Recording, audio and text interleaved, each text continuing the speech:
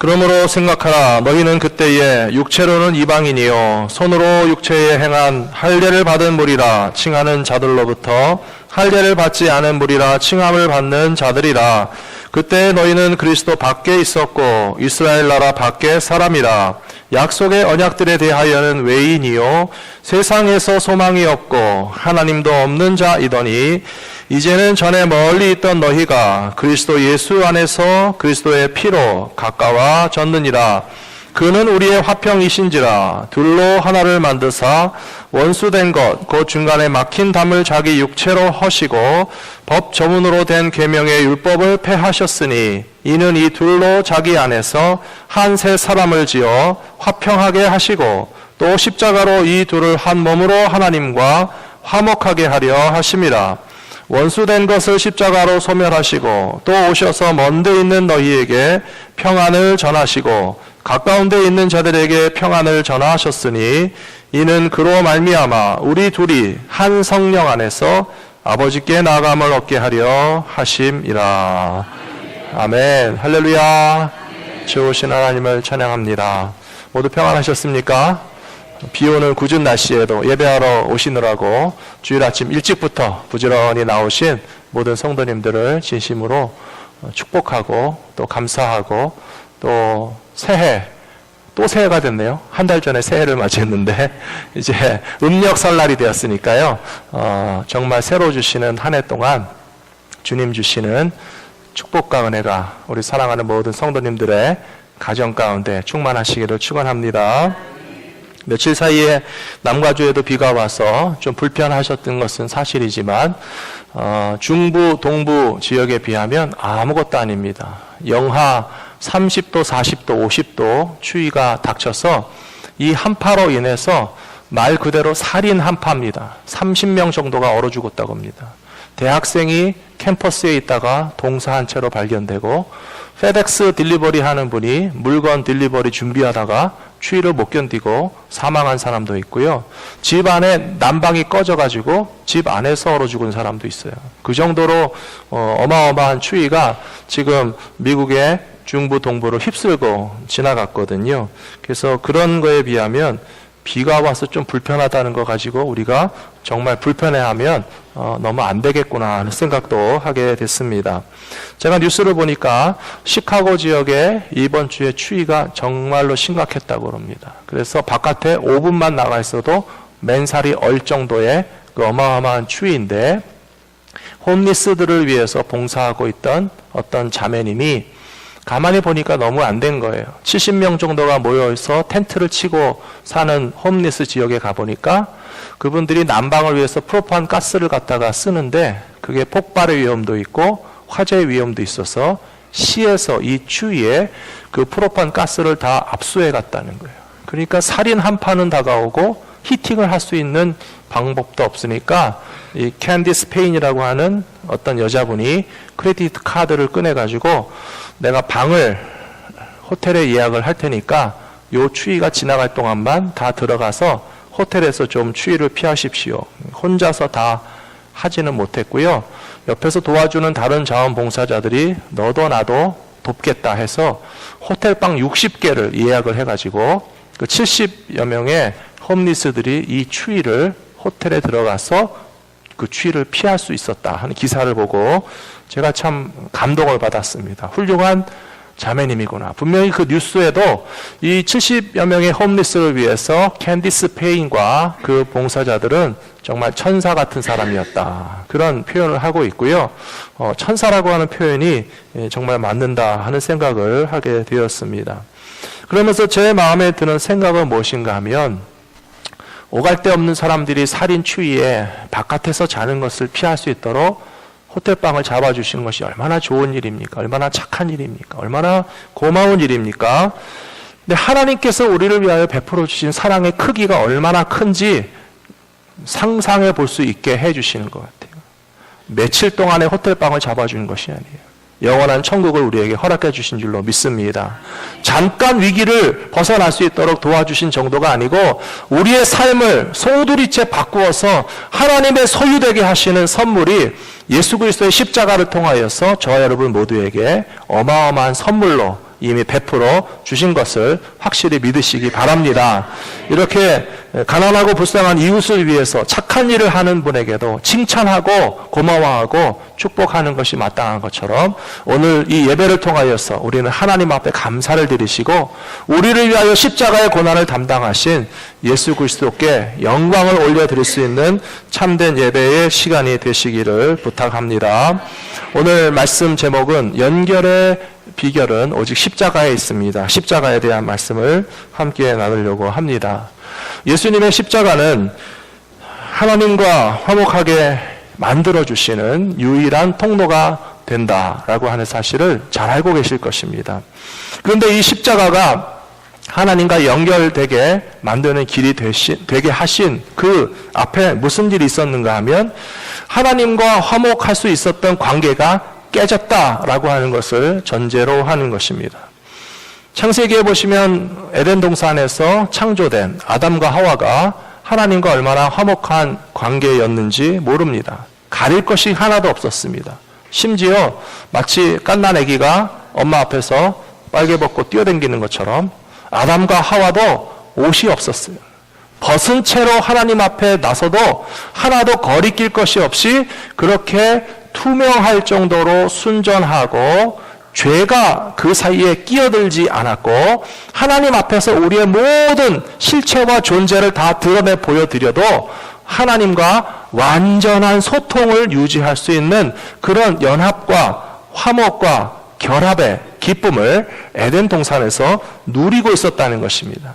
그런데 그렇게 하나님 앞에 벌거벗고도 당당하게 나설 수 있었던 아담과 이브가 어느 순간에부터 하나님 앞에 나서지 못했죠. 숨었습니다. 도망 다녔습니다. 그리고 쫓겨났습니다. 하나님 앞에 저주받은 존재가 되었습니다. 이 엄청난 변혁이 무엇 때문에 일어났는가 생각해 보시면 거기에 바로 죄가 들어갔다는 것을 알 수가 있어요. 사랑하는 성도 여러분, 죄가 무엇인지 설명드리는 것보다 죄가 우리에게 가져온 결과에 대해서 먼저 설명을 드리자면요.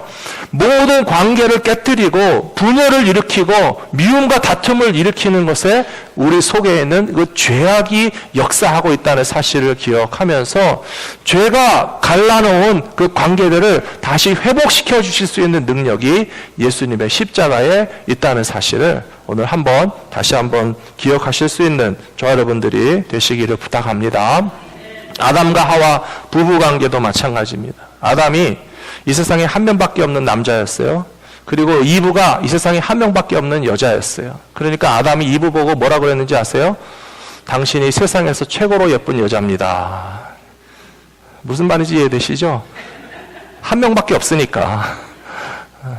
그보다 성경에 더 기가 막힌 표현이 나오는데요. 당신은 나의 살 중에 살이고 뼈 중에 뼈라고 그랬어요. 그것도 맞는 얘기예요. 아담이 깊이 잠든 후에 그의 갈비뼈를 뽑아가지고 하나님께서 그 뼈에다가 또 흙으로 뭉쳐가지고 사람을 만들어 주셨으니까 아담이 생각할 때의 이브는 남이 아니에요. 다른 사람이 아니에요. 너는 너고 나는 나가 아니라 당신은 내 몸에서 나왔으니까 내 몸과 한 몸이나 다름이 없다. 살 중에 살이고 뼈 중에 뼈라고 하는 표현은 정말 나 자신을 사랑하는 것과 같이 귀하게 여기는 사랑스러운 존재라고 막 정신을 못 차리고 행복해 했었거든요. 근데 죄가 들어가기 전까지 그랬어요. 하와의 심령에 죄악이 역사하고 아담의 심령에 죄악이 역사하니까 그렇게 좋아하고 행복하고 세상에 둘도 없는 여자라고, 정말 둘도 없지만은 이제 그렇게 사랑하던 관계가요 어떻게 뒤집어졌습니까? 아담이 하나님한테 원망하는 거예요. 당신이 만들어준 저 여자가 먹으라고 해서 선악과 먹은 것밖에 없는데 왜 저보고 그러십니까? 자기는 책임을 쏙 회피하고 빠져나가기 위해서 여자를 앞장 세우고 여자에게 모든 책임을 전가하면서 나는 여자가 하자는 거를 한 것밖에 없다라고 싹 도망가려고 하는, 언제는 뗄래야 뗄 수 없는 한 몸이라고 하다가 안 좋아지니까 나랑 상관없는 사람인 것처럼 그렇게 심리적인 분리가 일어나고 거리감이 생겨나고 서로가 하나 되지 못하는 문제가 생겨난 한 복판에는 죄가 들어가서 역사하였기 때문이라고 하는 사실을 기억하시면서 우리의 삶을 지배하는 능력이 죄의 능력이 아니고 십자가의 능력 되어야 한다는 사실을 기억하며 살아가시는 저 여러분들이 되셔야 할 줄로 믿습니다.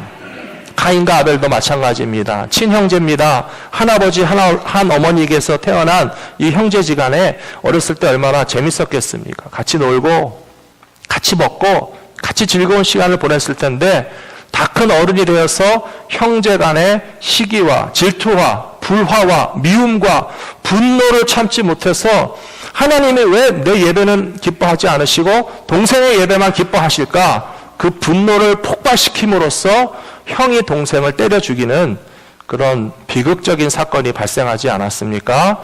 죄가 들어가면 분리됩니다. 죄가 들어가면 깨집니다. 죄의 능력이 역사하면 관계는 멀어질 수밖에 없고 서로 불편한 그런 상황 때문에 모두가 괴로워할 수밖에 없다는 사실을 기억하시면서 우리의 삶의 중심이 되어야 될 것은 죄에게 지지 말고 십자가의 은혜가 내 삶을 다스리실 수 있도록 예수 그리스도 앞에 찾아와서 엎드리시는 믿음의 사람들이 다 되셔야 할 줄로 믿습니다.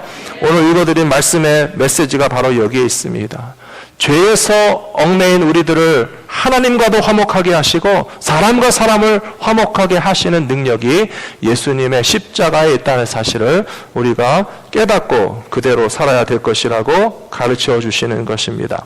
에베소서 2장 16절 말씀 같이 읽겠습니다. 또 십자가로 이 둘을 몸으로 하나님과 화목하게 하려 하심이라. 원수된 것을 십자가로 소멸하시고. 십자가가 원수된 것을 소멸하게 하신다고 그랬습니다. 또 십자가는 하나님과 화목하게 된다고 그랬습니다. 그리고 또 십자가는 이 둘을 한 몸으로 화목하게 하신다 했는데 이 둘이 무엇인지 이 시간 잠깐 설명을 드리겠습니다. 에베소서 말씀을 쭉 읽어보시면요, 유대인과 이방인도 화목하게 될 수 있다라고 하는 사실을 이야기하는 것입니다. 더 나아가서 에베소 교회에는 유대인들 출신의 크리스찬들만 있는 것이 아니고 외국 사람, 이방 사람, 헬라 사람들이었는데도 불구하고 예수님을 믿고 교회에 와서 같은 공동체를 이루고 있었다라고 하는 것을 의미하는 것이고, 구약 시대의 관점으로 보면 유대인과 이방인은 도저히 같이 갈 수 없는 존재입니다.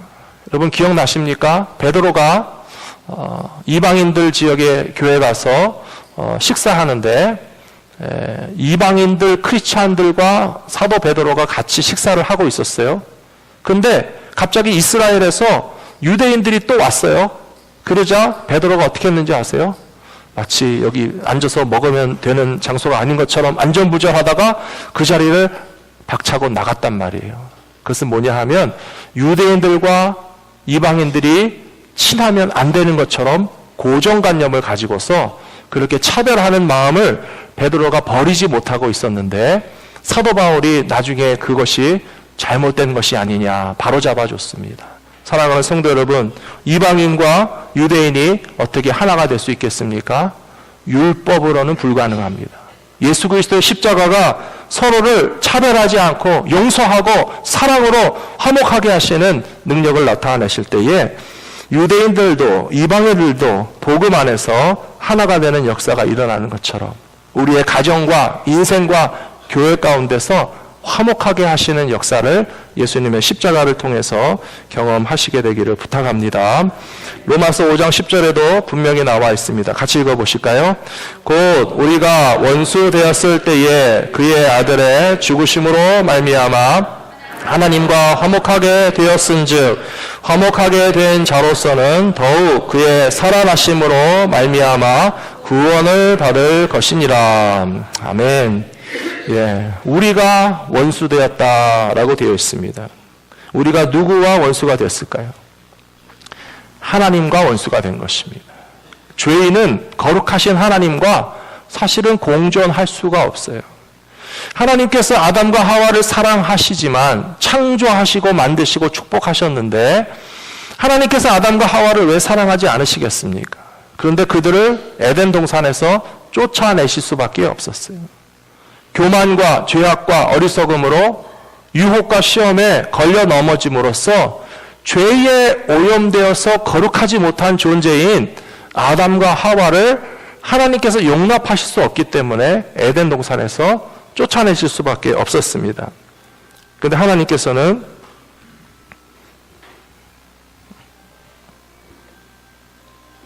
제 거랑 알람 소리가 똑같으시네요.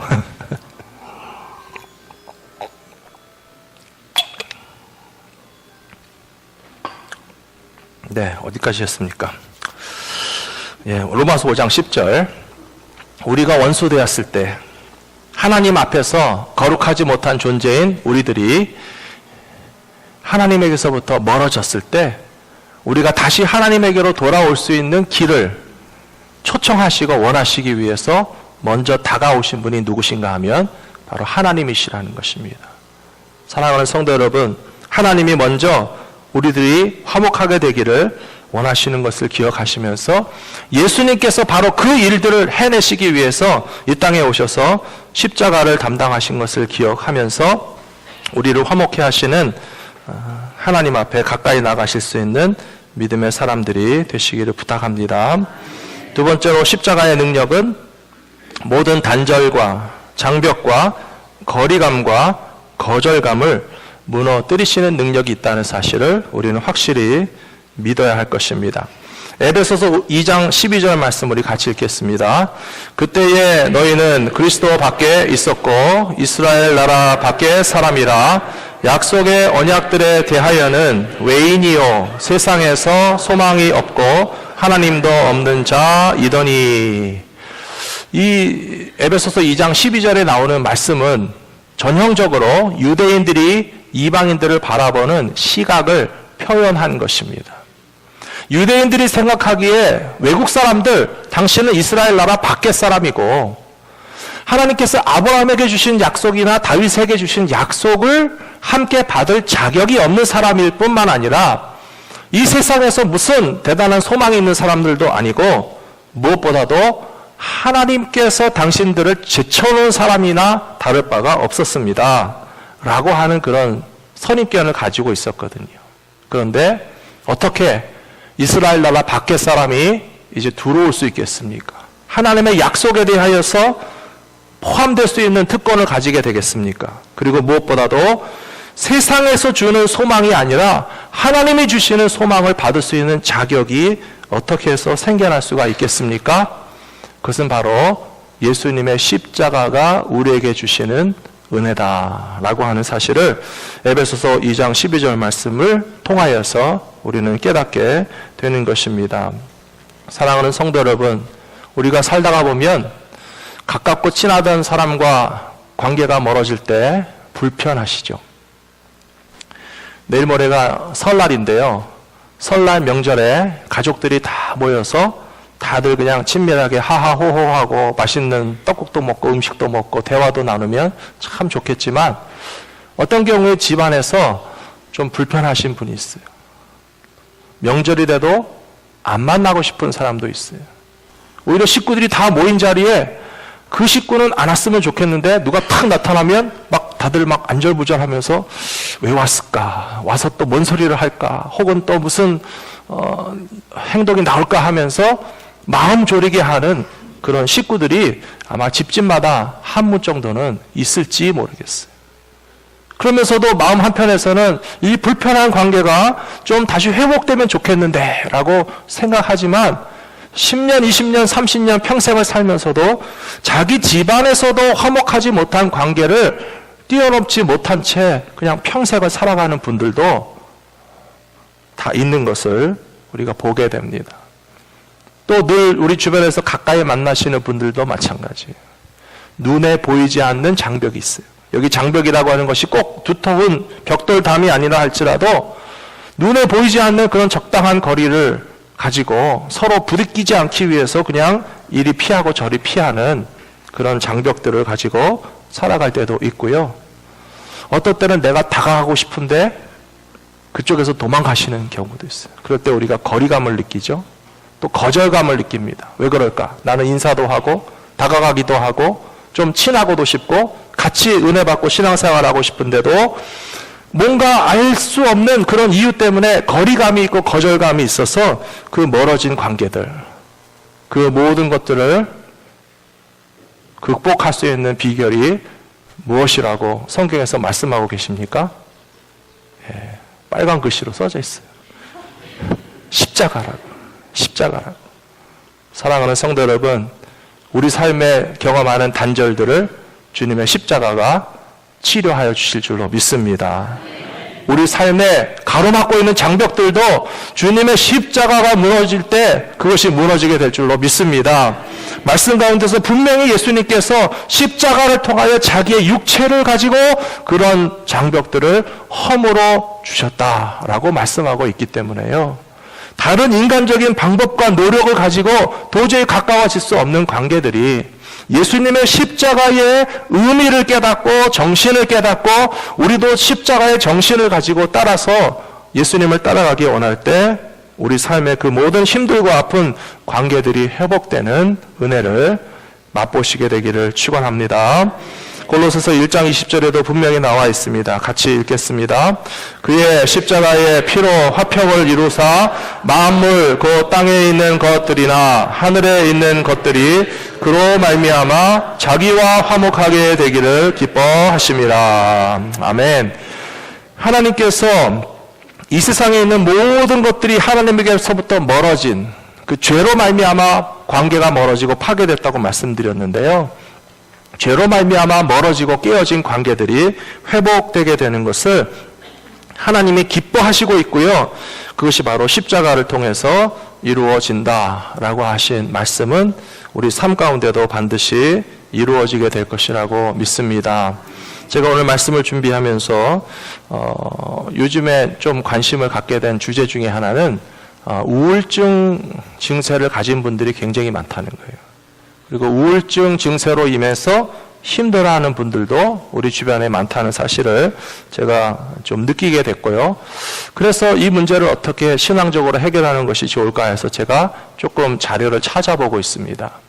WHO라고 하는 세계보건기구 월드 헬스 오거니제이션에서 발표한 자료를 보니까요. 지난 10년 동안에 전 세계적으로 우울증 환자가 18%가 증가했다고 그래요. 굉장히 급격한 증가세이고 전 세계적으로 잘 사는 나라, 못 사는 나라 뭐 할 것 없이 인간에게 진단할 수 있는 단일한 질병 가운데서 가장 흔한 질병은 우리 생각할 때 감기 몸살이 아닐까 생각하겠지만 참 놀랍게도 우울증으로 진단받는 사람들이 더 많을 정도로 우리 삶에 굉장히 다양한 영역에서 나쁜 영향을 미치는 일종의 질환이라고 그렇게 규정하고 있었습니다. 그리고 우울증의 많은 원인들이 다 다양하게 있을 수 있지만 크게 세 가지의 원인을 설명해 주고 있었는데요. 세계의 많은 사람들이 지금 이렇게 우울증이 증가하고 있는 이유가 무엇이냐? 첫 번째는 미래에 대한 불확실성 때문에 그렇다는 거예요. 앞으로 어떻게 될지 모른다라고 하는 불안감이 내 마음을 짓눌러서 그 장래에 대한 불안감에 눌려서 살다가 보면 나도 모르게 우울증 증세가 나타날 수 있다는 것입니다. 정치적으로도 불안하죠. 경제적으로도 불안하죠. 그 다음에 고령사회, 노년사회가 되면서 나의 노후에 대한 삶에 대해서도 염려하시는 마음들이 다 있으실 거예요. 그래서 사실은 젊은 사람들보다도 연세가 높아지실수록 우울 증세가 더 많아지는 이유가 미래에 대한 불확실성에 대해서 염려하기 때문에 우울증을 가지게 될 가능성이 많다. 그렇게 진단하고 있었습니다. 두 번째로 전 세계적으로 이 우울증이 증가하는 이유 중에 하나는 너무나 지나친 경쟁에 대해서 그 치열한 경쟁에서 나는 실패하거나 뒤처진다라고 하는 좌절감 때문에 우울한 마음을 가지게 되는 경우가 많다 하는 것을 보았고요. 세 번째로 이렇게 우울증이 많이 일어나는 것은 사실 첫 번째, 두 번째는 새로운 것이 아니잖아요. 과거에는 미래가 보장됐었습니까? 옛날에도 불안했어요. 옛날에도 전쟁이 있었고요.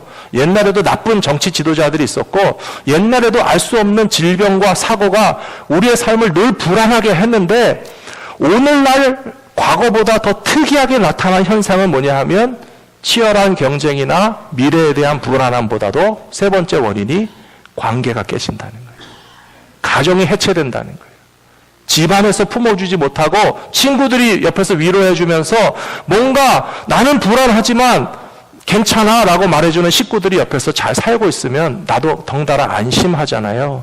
그리고 치열한 경쟁에 나가서 꼭 1등을 하지 못하고 금메달을 따지 못해도 괜찮아. 우리도 실패했고 우리도 1등 못했고 우리도 사업에 다 성공한 것이 아니지만 가족이 품어주고 친구들이 이해해주고 공동체가 끌어안아주면 그 관계 가운데서 우울함에 빠지지 않게 될 것인데 모든 사람들이 다 이렇게 단절되고 혼자 살아가는 그런 관계의 해체, 가족의 해체가 불안한 마음을 가지고 우울한 마음을 가진 사람들을 보듬어 줄 수 있는 기회를 주지 않기 때문에 이 3대 원인으로 말미암아서 우울증이 전 세계적으로 증가하고 있다라고 하는 자료를 제가 찾아봤습니다. 우울증에 대한 진짜 진단은 제가 내릴 수 있는 것은 아니고요. 의사 선생님 만나셔야 돼요.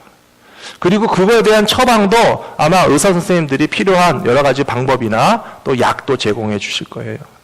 그러나 저는 이 자리에서 성경적이고 신앙적인 말씀을 드리고 싶어요. 3가지 원인에 대해서 말씀드렸잖아요. 앞날이 불안하다. 또 경쟁에서 우리는 항상 이기지 못하고 실패하고 좌절한다. 그리고 관계들이 깨지고 있다. 이것에 대한 솔루션도 주님의 십자가 가운데 있다고 저는 믿습니다. 사랑하는 성도 여러분, 인류 역사상 모든 사람들의 장래는 불안했어요. 2000년 전에도 압자가 있고 전쟁이 있고 질병이 있었어요. 노후 보장 다 받고 살아오신 인류는 아무데도 없어요.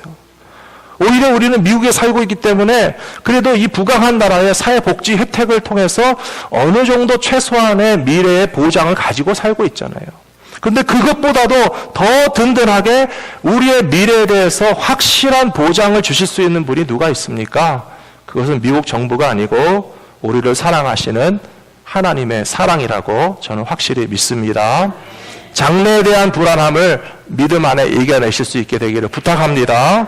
관계의 깨어짐도 주님이 나를 붙잡아 주시고 내 삶의 화목으로 치유해 주시고 관계들을 다시 회복시켜 주실 것에 대한 소망을 가짐으로 말미암아 우리 마음 가운데 우울함과 불안함에 대해서 믿음으로 이겨내시는 저와 여러분들이 되시기를 부탁합니다. 로마서 8장 35절에 분명히 이렇게 나와 있습니다. 누가 우리를 그리스도의 사랑에서 끊으리요?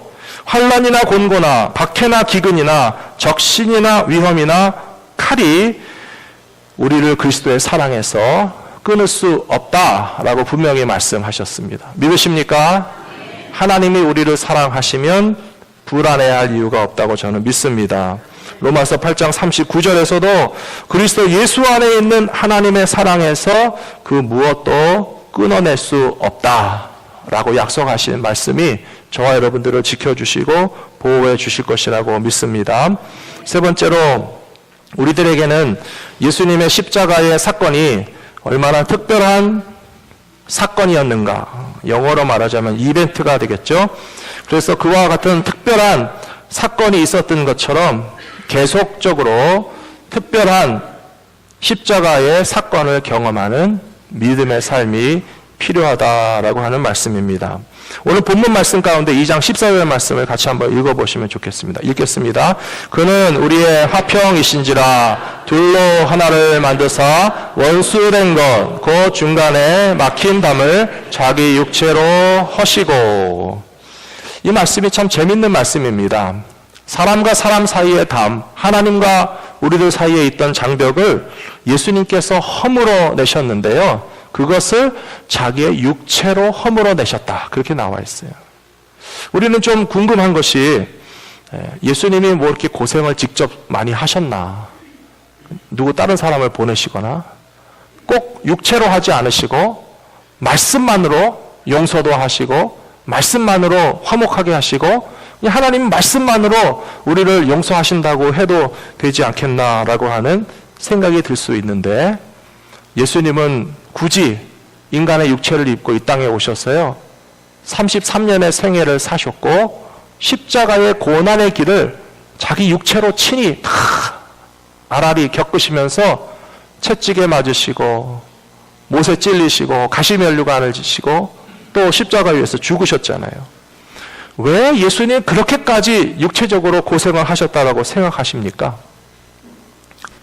저는 그것이 우리들의 연약함을 불쌍히 여기셔서 우리들이 하나님의 사랑을 느끼고 믿을 수 있게 하시려고 베풀어 주신 친절하신 하나님의 사랑이라고 믿습니다.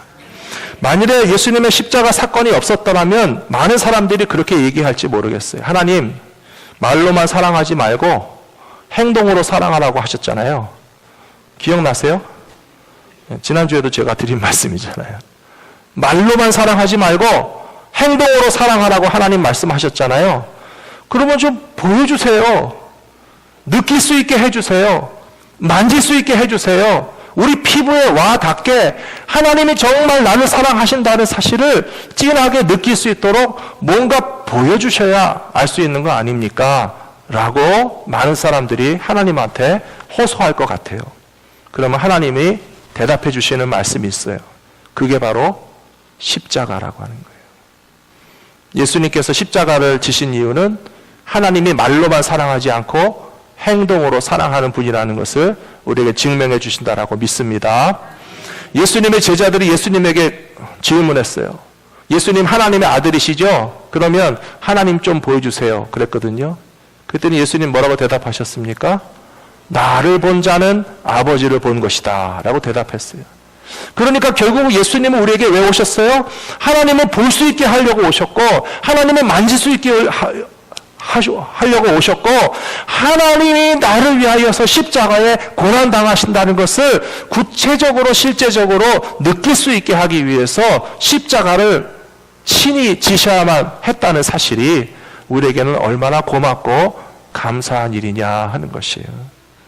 사랑하는 성도 여러분, 예수님께서 우리에게 오신 그 사건은 하나님께서 인류에게 주신 가장 최대의 이벤트라고 저는 생각합니다. 이벤트라고 할 때 이 개념을 너무 가볍게 생각하지 않으셨으면 좋겠어요. 물론 요즘에 이벤트라고 하는 말이 주로 어떤 때 쓰이는가 하면요, 사랑하는 사람을 기쁘게 해주기 위해서 뭔가 이렇게 해서 서프라이즈 파티를 꾸미는 거를 이벤트라고 그래요. 젊은 사람들은 그렇게 얘기하죠. 젊은 사람이 어디 좀 있어야 물어볼 텐데. 예. 이벤트를 잘 해주는 사람이 인기가 있다고 그래요. 남자친구가 이벤트를 많이 해줘야 여자친구한테 사랑을 받고요. 결혼하기 전에는 프로포즈도 해야 되고요. 뭐 신혼여행도 계획해야 되고요. 뭐 결혼식도 준비해야 되고요. 얼마나 이벤트를 준비해야지 우리 신랑이 참 괜찮다고 남자친구가 참 훌륭하다고 칭찬받고요. 그게 결혼해도 안 끝나요. 결혼해도 신랑들이 생일잔치도 해줘야 되고 결혼기념일도 축하해줘야 되고 뭐 와이프를 해피하게 해주기 위해서 이벤트를 많이 해줘야 최고 신랑이라고 그렇게 칭찬을 받는데 그런 이벤트 할 줄 모르는 우리 같은 신랑들은 어떻게 하라고 그런지 모르겠어요. 근데 이벤트가 그런 것만 의미하는 것이 아니에요. 하나님께서 우리를 위하여 먼저 어마어마한 이벤트를 우리에게 착 베풀어 주셨어요. 저는 그것이 십자가의 사건이라고 믿습니다. 하나님이 우리를 얼마나 사랑하시는지 정말 느낄 수 있게 해주시려고 아들을 이 땅에 보내셔서 십자가 위에서 죽는 것까지 보여주심으로써 내가 죄인된 너희들을 얼마나 사랑하는지 이래도 모르겠느냐. 하나님이 보여주신 이벤트보다 더 어마어마한 이벤트가 어디 있습니까?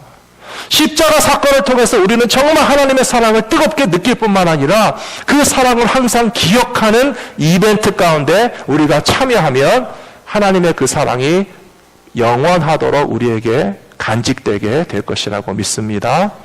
십자가의 사건을 기억하는 이벤트가 무엇인지 아십니까? 그것이 바로 예배입니다.